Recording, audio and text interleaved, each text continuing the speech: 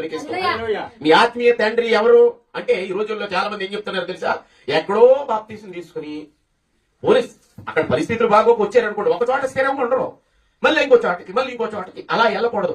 ఆత్మీయ తండ్రిని విడిచిపెట్టకూడదు. శ్రమలైనా విడిచిపెట్టకూడదు, సమస్యలైనా విడిచిపెట్టకుండా.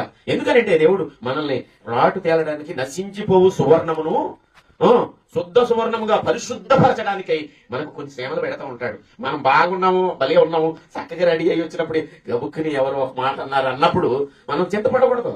దేవుని వైపు భారం వేసి ధైర్యంగా ఉండాలి. మనం ఎవరి కొరకు నిలబడి ఉన్నామండి? యేసయ్య కొరకు నిలబడి ఉన్నాము. ఆయనకు సాక్షులము, ఆయన సంఘములో చేర్చబడ్డాము. ఆయనకు ఇష్టమైన విధులుగా జీవించాలని దేవుడు కోరుకుంటున్నాడు కనుక ఆయన మాటలను గైకొని ఆయన మార్గంలో నడుద్దాం. దేవునికి స్తోత్రం. యేసుక్రీస్తు వారి రెక్కలు తీసేసుకోండి. ముందు హృదయం మారాలి, మనసు మారితే చాలు, అంతే. దేవునికి స్తోత్రం. ఇది గొప్ప సంగతి. కలవర దినాలంటే